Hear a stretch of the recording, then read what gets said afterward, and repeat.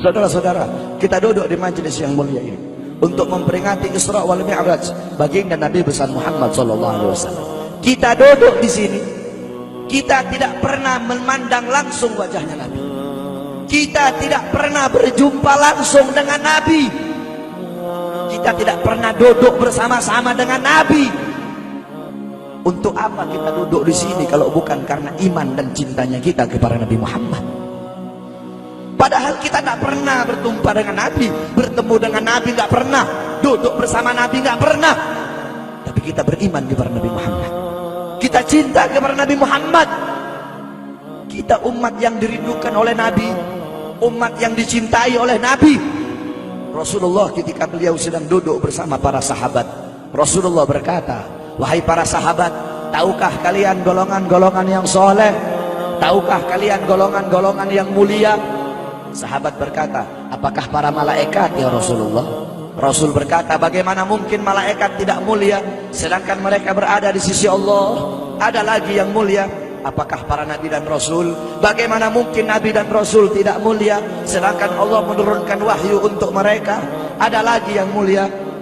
Apakah kami ya Rasulullah? Bagaimana mungkin kalian para sahabatku tidak mulia sedangkan aku berada di tengah-tengah kalian? Ada lagi yang mulia."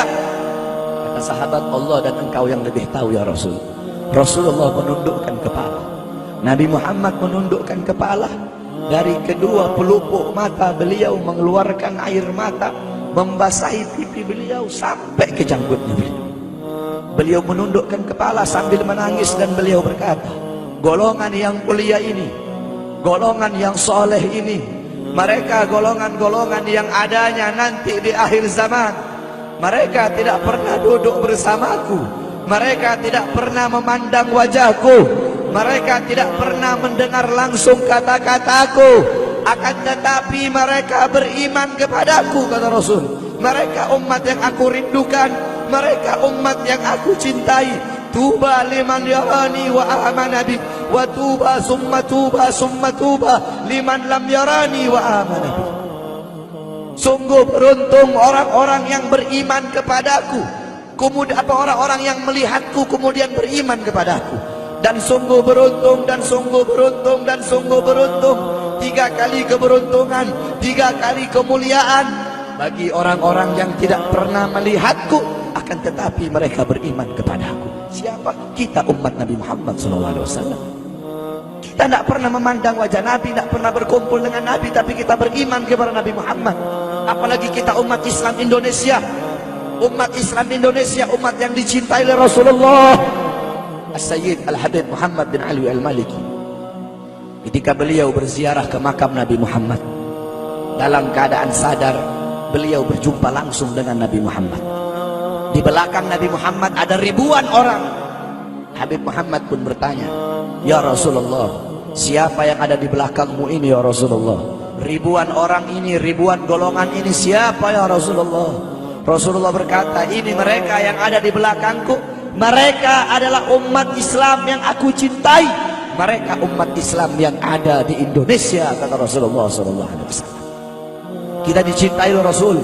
Kenapa? Coba kita lihat di Indonesia, saudara-saudara. Kalau bulan Maulud, kalau bulan Rabiul Awal, di kampung-kampung, di musola-musola, setiap masjid, setiap langgar, setiap pesantren, setiap RT, setiap RW pasti bikin maulid Nabi Muhammad. Kalau udah bulan Rajab, setiap pesantren, musola, masjid, kampung, RT, RW pasti bikin Isra wal Mi'raj baginda Nabi besar Muhammad. Negara-negara yang lain, tempat-tempat yang lain tidak seperti kita, saudara-saudara. Makanya kita menjadi umat yang dicintai oleh Rasul, umat yang dimuliakan oleh Nabi Muhammad, umat yang dirindukan oleh Nabi Muhammad SAW. Allah berkata dalam Al-Quran, "Laqad ja'akum rasulun min anfusikum azizun alaihi ma'anittum harisun alaikum bil mu'minina raufur rahim." Hei sekalian umat manusia, yang kaya, yang muda, yang tua, yang muda, yang kaya, yang miskin, mulai pejabat sampai rakyat, ulama sampai umat.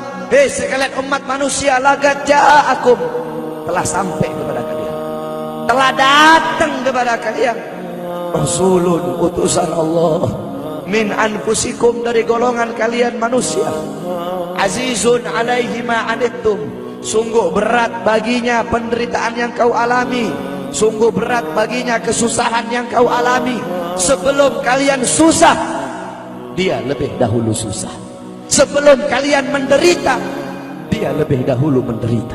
Sebelum kalian menangis, dia lebih dahulu menangis. Sebelum kalian berdarah, dia lebih dahulu berdarah. Azizun alaihi ma antum, harisun alaikum, dia menjaga kalian, menjaga akidah kalian, keyakinan kalian, tauhid kalian, syariat kalian, sholat kalian, agar kalian tidak menyimpang, agar kalian tidak tersesat, agar kalian tetap berada di jalannya Allah. Bil mu'minina raufur rahim, kepada orang-orang yang beriman beliau sangat cinta, beliau sangat sayang, beliau mencintaimu sebelum engkau mencintainya, beliau merindukanmu sebelum engkau merindukannya. Siapa beliau? Siapa dia? Dia adalah seorang manusia yang mengorbankan jiwanya, mengorbankan nyawanya, mengorbankan darah dan hartanya demi kita sebagai umat. Beliau kepanasan, kedinginan, 3 hari 3 malam makan, mengganjal perutnya dengan sebongkah batu. Perut suci beliau berbunyi. Kelaparan bukan untuk dirinya, kelaparan bukan untuk anak cucunya, kelaparan demi kita sebagai umat. Beliau seorang manusia yang pipinya pernah tertusuk duri sampai tembus ke sebelah demi kita sebagai umat. Beliau seorang manusia yang pernah wajah beliau dilempari kotoran demi kita sebagai umat. Lupakah kalian dengan air mata beliau yang menetes setiap malam demi kalian? Lupakah kalian darah suci beliau yang menetes ketika berada di kota Taif, dilempari batu demi kalian? Ketika beliau pergi ke kota Taif, dahi beliau dilempar batu, darah ke beliau keluar.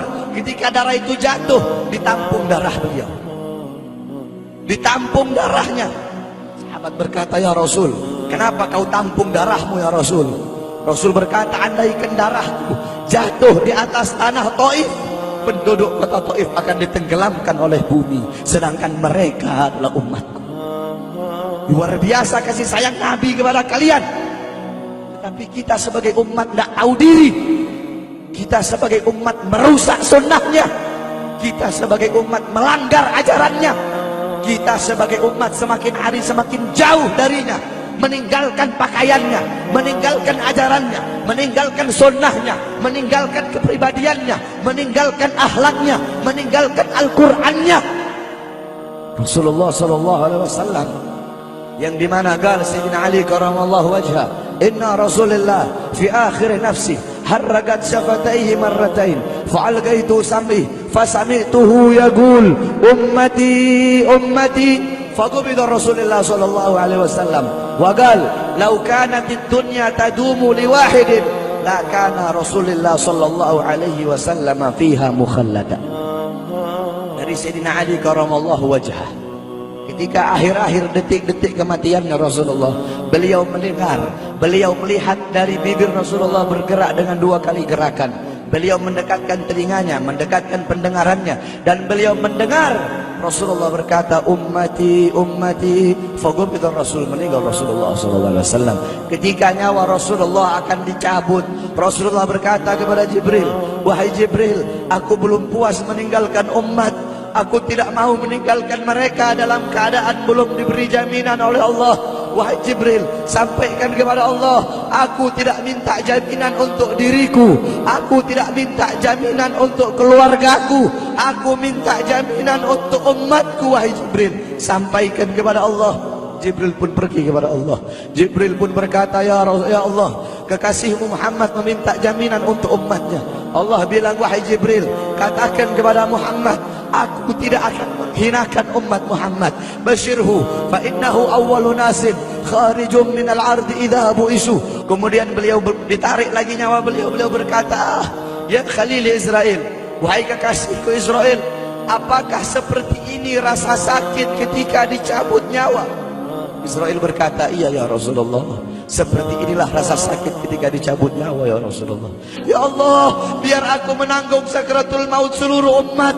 Ya Allah, mereka tidak akan kuat, mereka tidak akan sanggup. Aku nabi mereka, aku pemimpin mereka. Biar aku menanggung beban penderitaan sakratul maut mereka ya Allah. Biar aku menanggung sakratul maut umatku ya Allah. Di mana kita sebagai umat? Apa yang telah kita lakukan untuk Nabi Muhammad? Nabi berkorban untuk kita. Di saat detik-detik terakhir nafasnya, tidak memikirkan rasa sakitnya, tidak memikirkan pedihnya, tidak memikirkan beratnya. Beliau memikirkan nasib kita sebagai umat. Kelak di yaumil qiyamah, ketika para nabi dan para rasul berkata, nafsi nafsi, nafsi nafsi, diriku sendiri, jiwaku sendiri, aku urus urusanku sendiri, aku tidak bisa nolong kalian. Ketika para nabi dan rasul, mereka tidak bisa menolong kita. Rasulullah Muhammad ibni Abdullah, Nabi Muhammad bersujud kepada Allah, Nabi Muhammad bertekuk lutut, beliau bermohon kepada Allah. Beliau berkata, ya Allah, aku tidak minta pengampunan untuk diriku, wala Fatimah, wala Hamzah. Aku tidak minta pengampunan untuk Fatimah, aku tidak minta pengampunan untuk Hamzah. Aku cuma minta pengampunan untuk umatku ya Allah, untuk umatku ya Allah. Rasulullah tidak meminta pengampunan untuk dirinya, tidak meminta pengampunan untuk anaknya, tidak meminta pengampunan untuk paman bibinya, tidak meminta pengampunan untuk keluarga atau anak cucunya, tetapi beliau meminta pengampunan untuk kalian sebagai umat. Karena begitu cintanya beliau kepada umat, karena begitu sayangnya beliau kepada umat, sampai-sampai beliau berkata, lau yushaku ahadukum li syaukatin fi rijlih la ajidu ala ma'a fi qalbi. Andaikan kalian, salah satu dari kalian kakinya tertusuk duri, andaikan salah satu dari kita yang duduk di sini kaki kita ada yang terkena duri, pasti kita merasakan sakit. Apa kata Rasul? Maka aku tidak merasakan apa yang kalian rasakan, kecuali yang aku rasakan, sampai dalam hati aku rasakan rasa sakit kalian. Ya, bagaimana cintanya Rasul kepada kita? Apa yang sudah kita lakukan untuk Nabi? Sudahkah kita mengorbankan kedua mata kita untuk memandang hal-hal yang disukai oleh Nabi? Sudahkah mengorbankan kedua tangan kita memberi makan golongan-golongan yang dicintai oleh Nabi? Mengorbankan lidah kita untuk mendakwahkan, mensuarakan ajaran syiar Nabi? Sudahkah mengorbankan kedua kaki kita melangkah ke tempat-tempat yang diridhoi oleh Nabi? Kita masih belum bisa balas jasa Nabi, dan tidak akan pernah bisa membalas jasa Nabi Muhammad. Jangankan kita duduk di sini berjam-jam, walaupun kita duduk di sini sampai pagi kita duduk, seumur hidup kita duduk di sini, masih belum bisa membalas jasa Nabi Muhammad. Sekalipun kita merangkak, engkau merangkak dari rumahmu menuju makam Nabi, merangkak bukan dengan kaki, merangkak bukan dengan mata, bukan dengan tangan. Walaupun kalian merangkak dengan kedua mata dari rumah kalian menuju makam Nabi, itu masih belum bisa membalas jasa-jasa Nabi Muhammad sallallahu alaihi wasallam. Kita tidak bisa membalas jasa-jasa Nabi Muhammad. Kecintaan kita tidak ada apa-apanya. Apakah kecintaan kita lebih besar daripada kecintaan seorang anak kecil yang ada di zaman Syekh Abdurrahman Ad-Dibai? Di zaman Syekh Abdurrahman Ad-Dibai, pengarang Maulid Diba, ketika beliau ingin berziarah ke makamnya Rasul, ketika beliau ingin ziarah ke makamnya Nabi, ada satu orang anak kecil ingin ikut berziarah. Maka kata rombongan, hai anak kecil, engkau tidak boleh ikut. Ini perjalanan memakan waktu berhari-hari, bisa 4 hari, 5 hari, bahkan sampai 1 minggu. Kau tidak boleh ikut. Pergi anak kecil tersebut. Pergilah rombongan Syekh Abdurrahman Ad-Dibai untuk ziarah ke makamnya Nabi. Tanpa sepengetahuan rombongan, ternyata anak kecil tersebut bergelantungan di bawah kereta kuda Syekh Abdurrahman Ad-Dibai. Anak kecil itu bergelantungan. Dia sampai berhari-hari gak makan, gak minum, gak tidur. Hanya apa? Hanya ingin pergi ziarah ke makam Nabi. Saking cintanya kepada Nabi Muhammad. Dia sembunyi-sembunyi bergelantungan di bawah kereta. Gak makan, gak minum, gak tidur berhari-hari. Sampai ketika sampai di Madinah, itu anak kecil jatuh. Itu anak kecil terjatuh. Rombongan bilang, bukan ini anak kecil yang waktu itu mau ikut? Berarti sudah berhari-hari dia di bawah kereta ini. Dia nggak makan, dia nggak minum, dia nggak tidur. Anak kecil itu berlari. Anak kecil itu berlari sampai dia terjatuh. Saking bahagianya, dia sudah sampai di Madinah. Dia ambil debu-debu Madinah, pasir Madinah, dia ambil, dia usapin ke mukanya. Saking bahagianya, sampai itu anak mati. Anak kecil tersebut mati membawa kecintaannya kepada Nabi Muhammad. Anak kecil itu mati, gak makan berhari-hari, gak tidur, gak minum, hanya ingin ziarah ke makam Nabi Muhammad. Padahal anak kecil itu tidak pernah memandang Nabi, tidak pernah berkumpul dengan Nabi, tapi kecintaannya luar biasa kepada Rasulullah. Akhirnya anak itu dimakamkan oleh Syekh Abdurrahman Ad-Dibai di Madinah. Anak kecil itu dimakamkan di Madinah.